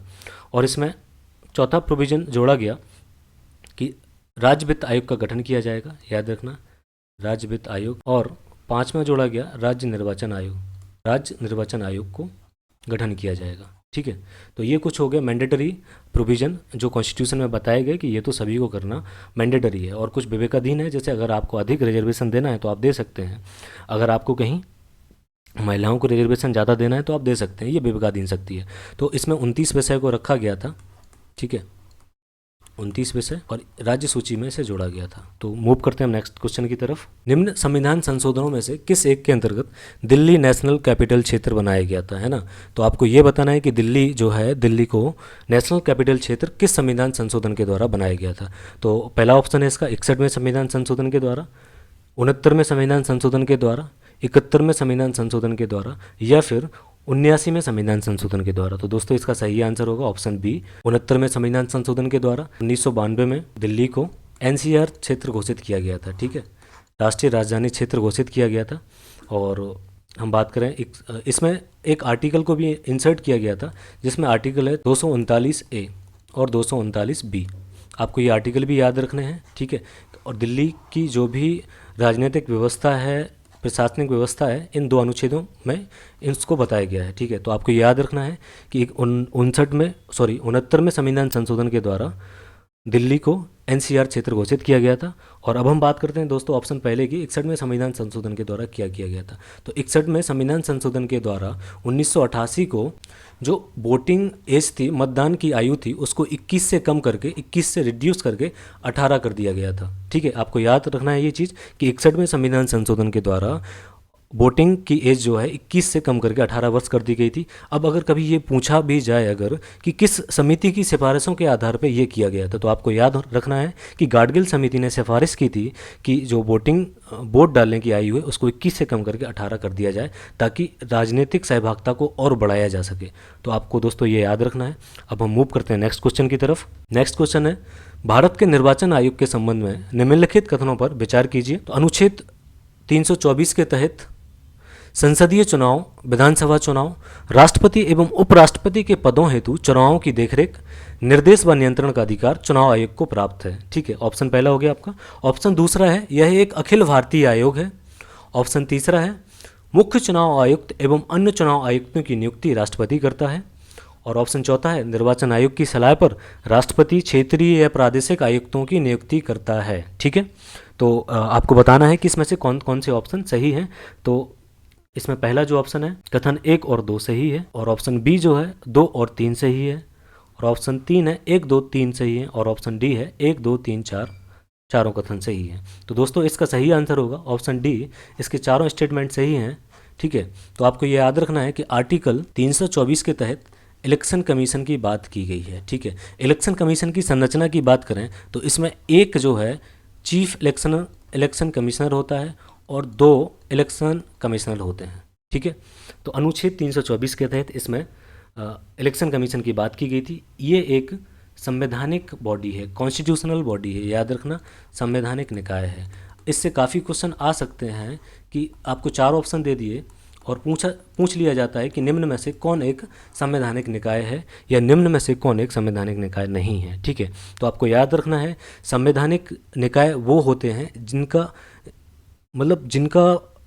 प्रावधान संविधान के अनुसार किया जाता है, या संविधान में जिनका जिक्र होता है, संविधान में उनका प्रोविज़न होता है, उनको हम कॉन्स्टिट्यूशनल बॉडी कहते हैं। और जिन भी बॉडी का या जिन निकाय का, जिन कमीशन का, कमेटी का गठन किसी अधिनियम के थ्रू किया जाता है, किसी कानून के तहत किया जाता है, उसको हम वैधानिक आयोग कहते हैं। जैसे सीबीआई, सीबीसी हो गया। ठीक है, तो इनको हम वैधानिक आयोग कहते हैं, और जो संविधान में जिनका जिक्र है उनको संवैधानिक आयोग कहते हैं। जैसे इलेक्शन कमीशन हो गया, यूपीएससी हो गया, सीएजी हो गया, फाइनेंस कमीशन हो गया। ठीक है, तो ये सभी कॉन्स्टिट्यूशनल बॉडीज़ हैं। तो आपको इनको करना क्या है, एक पेज लीजिए, एक पेज पे आप एक साइड लिखिए कॉन्स्टिट्यूशनल बॉडीज़ और दूसरे साइड लिखिए आप वैधानिक आयोग। आप सभी संवैधानिक आयोग को कंपेयर करके एक एक बार आप राइट डाउन कर लो, और वैधानिक आयोग में भी सभी को राइट डाउन कर लो, फिर उसको आप कंपैरिजन से पढ़ो तो आपको जल्दी समझ में आ जाएगी वो चीज़। ठीक है, और इससे कभी कभी क्या होता है, सबसे ज़्यादा कन्फ्यूजन यहीं से हो जाता है। अगर हम जैसे आपसे पूछें कि सीबीसी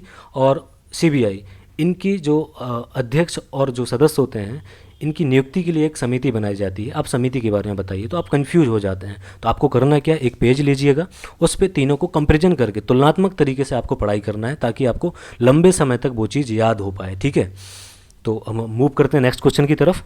निम्नलिखित में से किस निकाय में प्रमुखता न्यायिक व प्रशासनिक दोनों सदस्य होते हैं तथा इसका कार्य भर्ती एवं सेवा संबंधी सभी मामलों के निपटारे का होता है?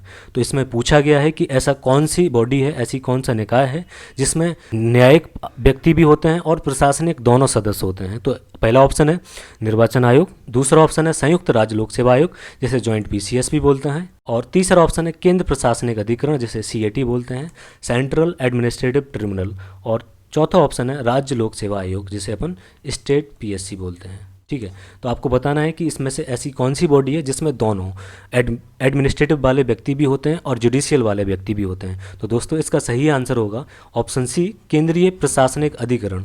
अब हम बात करें केंद्रीय प्रशासनिक अधिकरण, तो जो क्लास वर्ग 1 की जो कर्मचारी होते हैं उनके विवादों को निपटाने के लिए हम केंद्रीय प्रशासनिक अधिकरण सीएटी की स्थापना की गई थी 1985 में। ठीक है, तो आपको ये याद रखना है 1985 में इसकी स्थापना की गई थी। इसकी जो अगर हम बात करें बॉडी की, तो इसका जो मुख्यालय है वो दिल्ली में है, दिल्ली में इसका मुख्यालय है, और 16 इसकी ब्रांचेस अन्य जगह पे हैं। ठीक है, तो कुल इसके टोटल 17 पीठ है, एक हेड ऑफिस है दिल्ली में, बाकी की 16 जो हैं वो अलग अलग डिफरेंट जगह पे हैं। तो सीएटी जो है, अब हम अधिकरण की बात कर लेते हैं कि हमारे संविधान में अधिकरण की बात कहाँ पे की गई, किस अनुच्छेद के तहत की गई है। दोस्तों हम बात करें अधिकरण की, जिसे इंग्लिश में ट्रिब्यूनल बोलते हैं, मूल संविधान में इसका कोई भी जिक्र नहीं था, याद रखना। मूल संविधान में तो अधिकरण या ट्रिब्यूनल का हमारे मूल संविधान में, ओरिजिनल कॉन्स्टिट्यूशन में कोई भी प्रोविजन नहीं था। इसको 42वें संविधान संशोधन के द्वारा, आपको याद रखना है 42वें संविधान संशोधन के द्वारा 1976 में इसे जोड़ा गया। अब इसमें 2 आर्टिकल आते हैं। एक आर्टिकल आपका आर्टिकल 323 ए और आर्टिकल 323, इसमें प्रशासनिक अधिकरण की बात की गई है। याद रखना, प्रशासनिक अधिकरण की बात की गई है। यहाँ पे अन्य अधिकरणों की बात की गई है, और प्रशासनिक अधिकरण से संबंधित नियम बनाने की शक्ति, याद रखना, नियम या विधि बनाने की शक्ति या प्रशासनिक अधिकरणों को बनाने की शक्ति सिर्फ और सिर्फ किसके पास होती है? संसद के पास है। ठीक है, याद रखना आप, प्रशासनिक अधिकरणों को स्थापित करने की शक्ति संसद के पास है। अनुच्छेद 323 ए के तहत प्रशासनिक अधिकरणों की बात की गई। इसी अनुच्छेद का प्रयोग करके 1985 में केंद्रीय प्रशासनिक अधिकरण बनाया गया, जिसमें न्यायिक सदस्य भी होते हैं और प्रशासनिक सदस्य भी होते हैं। ठीक है, तो मूव करते हैं नेक्स्ट क्वेश्चन की ओर। भारत में राज्यों के बीच सहयोग और समन्वय प्राप्त करने के लिए निम्नलिखित संस्थाओं में से कौन सी संवैधानिकतर और विधेयकतर संस्थाएं हैं? अभी हम बता चुके हैं कि कौन से निकाय संवैधानिक निकाय होते हैं और कौन से वैधानिक निकाय होते हैं। जिनका जिक्र संविधान और विधि दोनों में ना हो उसे हम संवैधानिकतर और वैधानिकतर बोलते हैं। ठीक है, तो आपको बताना है कि इसमें से कौन सी बॉडी वैधानिकतर है और संवैधानिकतर है। पहला ऑप्शन आपके पास है राष्ट्रीय विकास परिषद, दूसरा ऑप्शन है राज्यपाल सम्मेलन गो, तीसरा है आंचलिक परिषद है जिसे अपन रीजनल काउंसिल बोलते हैं। ठीक है, रीजनल काउंसिल, और ये आपकी अंतर्राज्यीय परिषद होगी जिसे अपन इंटर स्टेट काउंसिल बोलते हैं। ठीक है, तो इसमें दोस्तों जो सही आंसर होगा इसका ऑप्शन 1 और 2। ठीक है, क्योंकि अंतर्राज्यीय परिषद जो है वो राज्य पुनर्गठन अधिनियम 1956 के तहत आती है। ठीक है, आपको याद रखना है कि जो भी रीजनल काउंसिल हैं राज्य पुनर्गठन अधिनियम 1956 के तहत बनाई गई थी, और जो अंतर्राज्यीय परिषद है वो संवैधानिक है। ठीक है, इसे संविधान के अनुच्छेद के तहत संविधान के अनुच्छेद के तहत इसे बनाया गया था। जैसे राष्ट्रपति अनुच्छेद 263 में कहा गया है कि राष्ट्रपति को यह शक्ति है कि वह राज्यों और राज्यों के बीच में विवाद को ख़त्म करने के लिए या फिर संघ और राज्यों के बीच में विवाद को न्यून करने के लिए, पॉसिबिलिटीज़ को कम करने के लिए एक अंतर्राज्यीय परिषद बनाएगा, इंटरस्टेट काउंसिल बनाएगा। तो राष्ट्रपति ने अनुच्छेद 263 के तहत इंटरस्टेट काउंसिल का निर्माण किया 1990 में। ठीक है, तो आपको ये याद रखना है कि अनुच्छेद 263 में अंतर्राज्यीय परिषद की बात की गई है, राज्य पुनर्गठन अधिनियम 1956 में आंचलिक परिषद की बातें की गई हैं। तो ये राष्ट्रीय विकास परिषद जो है इसकी भूमिका होती है योजना के निर्माण में तथा उसे क्रियान्वयन करने में। ठीक है, राज्यपाल का सम्मेलन किया जाता है राज्यों के बीच में सहयोग की भावना बढ़ाने के लिए। तो आप इसमें याद रखना कि भारत में राज्यों के बीच में सहयोग और समन्वय प्राप्त करने के लिए जो वैधानिकतर संस्थाएं हैं जिसमें राष्ट्रीय विकास परिषद है और राज्यपाल। ठीक है, तो हम मूव करते हैं नेक्स्ट क्वेश्चन की ओर। तो भारतीय संविधान का अनुच्छेद 249 संबंधित है। आपसे पूछा गया है कि 249 किससे संबंधित है। ऑप्शन पहला है राष्ट्रपति की आपातकालीन शक्तियों से, ऑप्शन बी है लोकसभा के विघटन से, ऑप्शन सी है संसद की प्रशासनिक शक्तियों से, और ऑप्शन डी राज्य सूची के विषय के संबंध में संसद की विधायी शक्तियों से। तो दोस्तों आपको बताना है, इसको पॉज करिएगा, काफ़ी अच्छा क्वेश्चन है ये। तो इसका सही आंसर होगा ऑप्शन डी, राज्य सूची के विषयों के संबंध में संसद की विधायी शक्तियाँ से संबंधित है। अब हम बात कर लेते हैं अनुच्छेद 256 की डिटेल में। तो आर्टिकल 249 में ये कहा गया है कि कोई भी, जैसे 3 सूचियाँ होती हैं, 7वीं अनुसूची के तहत 3 अनुसूचियाँ बनाई गई हैं, जिसमें एक है संघ सूची, राज्य सूची, और तीसरी सूची है समवर्ती सूची। राज्य सूची के अंतर्गत जो भी विषय हैं उस पर विधि बनाने की अधिकार राज्य को है, और संघ अनुसूची के अंतर्गत जो भी सब्जेक्ट हैं, जो विषय हैं, उन पर विधि बनाने का अधिकार संघ को है, ठीक है। और संबंधी सूची के अंतर्गत जो विषय आते हैं उस पर राज्य भी विधि बना सकता है, कानून बना सकता है, और संघ भी बना सकता है, और अगर कभी विवाद होता है तो संघ के कानून को प्राथमिकता दी जाती है। अब हम बात करें कि अनुच्छेद 249 किस प्रकार से संबंधित है। तो अनुच्छेद 249 में यह कह दिया जाता है कि राज्य सूची के किसी विषय को यदि राज्यसभा, याद रखना, यदि राज्यसभा राष्ट्रीय महत्व का घोषित कर देती है, याद रखना, राज्यसभा राष्ट्रीय महत्व का विषय अगर घोषित कर देती है तो संसद राज्य सूची के विषय पर भी कानून बना सकता है। अच्छा, अब इसमें होता क्या है कि राज्यसभा को ऐसा लगा कि राज्य सूची का ये जो विषय है ये राष्ट्रीय महत्व का विषय है, तो राज्यसभा में विशेष बहुमत के द्वारा एक संकल्प पारित किया जाता है, फिर उसे लोकसभा में भेजा जाता है, और लोकसभा फिर उसे उस विषय पर विधि बना देती है। और यह विधि, तो मतलब राज्य सूची के जो विषय हैं उन पर संसद विधि बना सकती है, याद रखना, अनुच्छेद 249 की। अब हम एक और अनुच्छेद की बात करें तो राज्यसभा के पास ऐसी 2 यूनिक पावर होती हैं, अनुच्छेद 249 और अनुच्छेद 312। यदि किसी भी सेवा को अखिल भारतीय सेवा बनाना है, ऑल इंडिया सर्विस बनाना है, तो राज्यसभा विशेष बहुमत से, स्पेशल मेजोरिटी से उस एक संकल्प पारित करती है कि इसे अखिल भारतीय सेवा बनाई जानी चाहिए, और फिर उसे लोकसभा पारित करके उस सेवा को अखिल भारतीय सेवा बना देती है। तो याद रखना, ये जो 2 प्रस्ताव हैं ये राज्यसभा से ही शुरू होते हैं। राज्यसभा के पास इनके पास अद्वितीय शक्ति होती है इन 2 अनुच्छेदों को लेकर, ठीक है। तो आपके लिए एक होमवर्क है जिसमें आपको करना क्या है कि वो केंद्र और राज्य संबंधित जितने भी अनुच्छेद हैं, अनुच्छेद 248, अनुच्छेद 246, अनुच्छेद 247, 250, 252, 253, इन सभी अनुच्छेदों को आप एक बार लिखना है, और अच्छे से ऐसी कौन सी कंडीशंस हैं जब संघ या केंद्र सरकार राज्य सूची के विषय पर कानून बना सकती है, आपको इनको एक बार टॉपिक को रिवाइज करना है, ठीक है। तो हम नेक्स्ट क्वेश्चन की ओर मूव करते हैं। 73वां संविधान संशोधन अधिनियम 1992, जिसका लक्ष्य पूरे देश में पंचायती राज संस्थाओं को बढ़ावा देना है, निम्नलिखित में से क्या प्रावधान करता है। जिला आयोजन समिति के गठन की बात करता है, पहला कथन है। दूसरा कथन है राज्य चुनाव आयोग पंचायतों के चुनाव कराएगा। तीसरा कथन है राज्य वित्त आयोग की स्थापना की बात करता है। तो दोस्तों हम 73वें संविधान संशोधन अधिनियम 1992 की पहले भी बात कर चुके हैं किसी एक क्वेश्चन में, उसमें हम ये सभी आपको जो कथन है बता चुके हैं। तो इसका आंसर आपको ही लगाना है। तो आपके पास 5 सेकंड का समय है, आप इसका आंसर बताइए वीडियो को पॉज करके। तो दोस्तों इसका जो आंसर है वो होगा डी। इसमें एक एरर है कि इधर पे ये जो 4 है इसको हटा देना, ठीक है। 1, 2, 3 तीनों ही सही हैं। 73वां संविधान संशोधन जिला आयोजन समिति की गठन की बात करता है। राज्य चुनाव आयोग पंचायतों के चुनाव करेगा, ये भी बिल्कुल सही बात है। जो स्टेट का इलेक्शन कमीशन है वही पंचायतों के चुनाव कराता है, और राष्ट्रपति, उपराष्ट्रपति, संसदीय चुनाव या विधानसभा के चुनाव जो इलेक्शन कमीशन है, भारत का इलेक्शन कमीशन जो है, निर्वाचन आयोग, वो चुनाव कराता है, ठीक है। तो इसका ये ऑप्शन सही हो जाएगा। इसमें हमने आपको पहले भी बताया है कुछ अनिवार्य प्रावधान किए गए थे, कुछ विवेकाधीन प्रावधान किए गए थे। तो आपको एक बार फिर से रिपीटेशन करना है उसी चीज़ का। तो दोस्तों नेक्स्ट क्वेश्चन की ओर मूव करते हैं। अनुच्छेद 352 के तहत राष्ट्रीय आपात की उद्घोषणा की प्रक्रिया के संबंध में निम्न में से कौन से कथन सत्य हैं, ठीक है। आपको राष्ट्रीय आपातकाल से संबंधित कथन दिए गए, वो उसके आंसर आपको देखना है। पहला कथन है राष्ट्रीय आपात की उद्घोषणा तब तक लागू नहीं हो सकती है जब तक मंत्रिमंडल लिखित रूप से ऐसा प्रस्ताव राष्ट्रपति को ना भेज दे, ठीक है। दूसरा इसका है सशस्त्र विद्रोह का प्रावधान 44वें संविधान संशोधन 1978 द्वारा जोड़ा गया था। तो दोस्तों इसका भी आंसर आप ही को देना है, बहुत ही इंपॉर्टेंट क्वेश्चन है ये आपातकाल से संबंधित। तो दोस्तों इसका सही आंसर होगा, दोनों ही कथन ठीक है, सही है, 1 और 2। तो राष्ट्रीय आपात की उद्घोषणा तभी लागू की जाती है जब मंत्रिमंडल लिखित रूप में राष्ट्रपति को अपना प्रतिवेदन देती है। मतलब 44वें संविधान संशोधन के द्वारा ये पॉइंट जोड़ा गया था। 44वें संशोधन के पहले ये नहीं था, उसमें कहा गया था मंत्रिमंडल की सिर्फ सिफारिशों पर या सलाह पर राष्ट्रपति राष्ट्रीय आपात लगा देता था, ठीक है। लेकिन इसका दुरुपयोग होने से 44वें संविधान संशोधन के द्वारा ये पॉइंट इसमें ऐड किया गया था, ठीक है। और इसके साथ ही 44वें संविधान संशोधन 1978 के द्वारा आंतरिक अशांति शब्द को रिप्लेस किया गया था सशक्त विद्रोह के आधार पर, ठीक है। और एक और आर्टिकल इसमें जोड़ा गया था। तो 44वें संविधान संशोधन में ये दो तो हैं ही, इसके साथ एक और बोला गया था कि 359 के तहत आर्टिकल 20 और आर्टिकल 21 आपके निलंबित सस्पेंशन नहीं होगा, इनका याद रखना, ठीक है। तो इनका सस्पेंशन नहीं होगा। तो आपने 3 देख लिए 44वें संविधान संशोधन अधिनियम 1978 में, तो ये 3 याद रखना। नेक्स्ट क्वेश्चन की तरफ मूव करते हैं।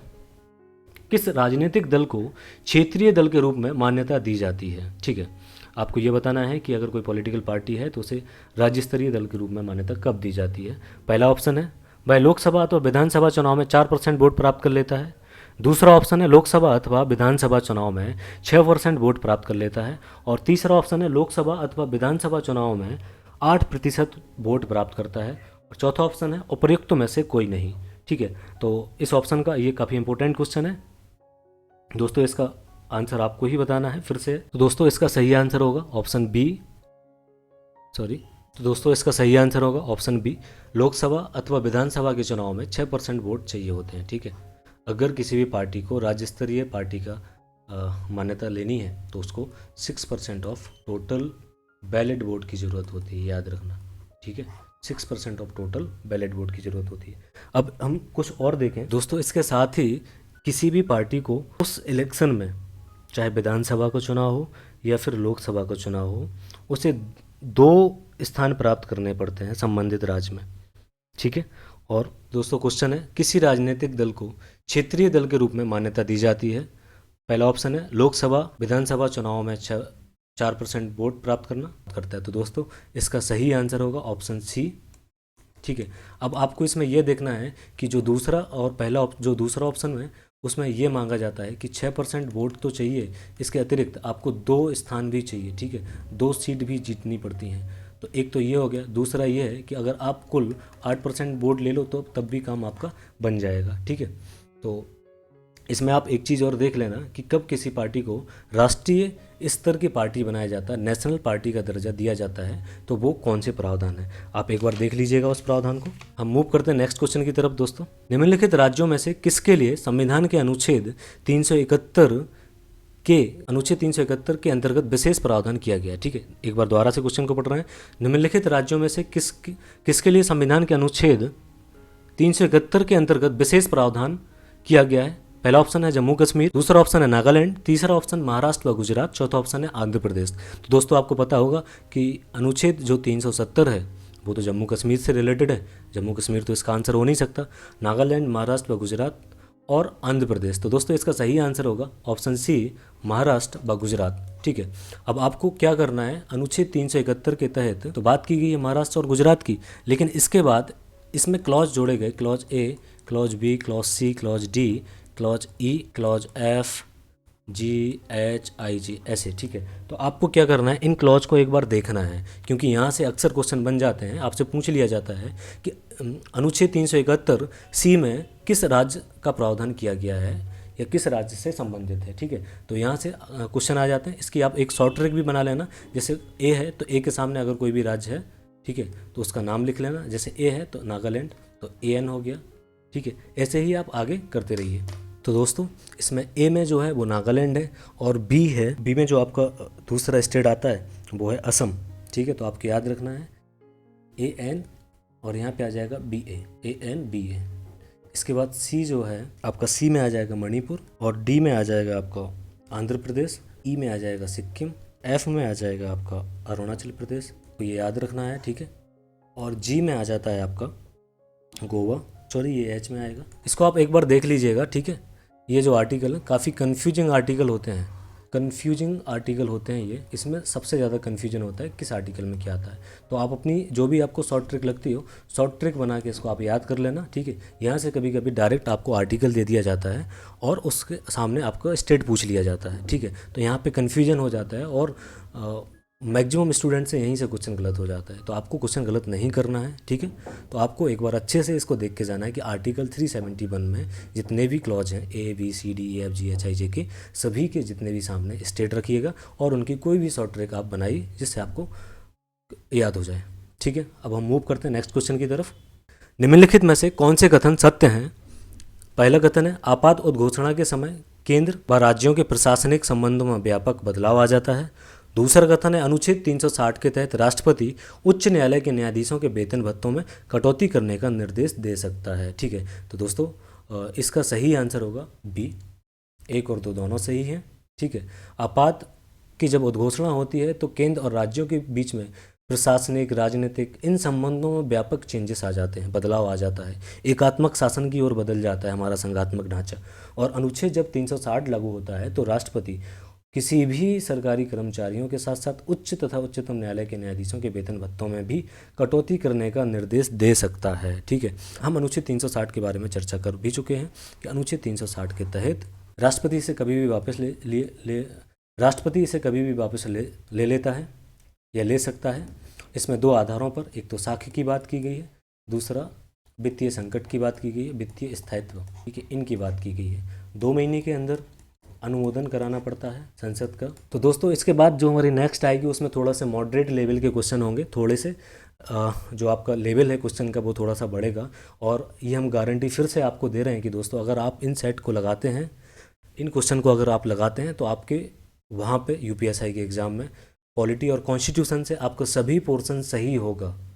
अगर 20 क्वेश्चन आएंगे तो मैं ये गारंटी देता हूँ कि 20 में से 20 क्वेश्चन आपके सही होंगे। आप सिर्फ क्या करना, क्वेश्चन को 2 बार देखना है, आपको वीडियो को 2 बार देखना है और इनको जो एक्सप्लेनेशन है इसको आपको एक बार देखकर कॉपी में राइट डाउन करना है, या फिर कोई आपके पास बुक हो, जैसे दृष्टि की अगर आपके पास क्विक बुक है तो आप उसमें से भी इसको देख सकते हैं, ठीक है। तो दोस्तों अगर आपको ये हमारा MCQ सेशन पॉलिटी का अच्छा लगा हो, क्वालिटेटिव लगा हो, तो अपने दोस्तों को शेयर करना और हमारे चैनल को सब्सक्राइब करना तथा बेल आइकन के बटन को दबाना ताकि सबसे पहले नोटिफिकेशन हमारी वीडियो का आपके पास पहुंचे। तो दोस्तों मिलते हैं नेक्स्ट वीडियो में। Thank you.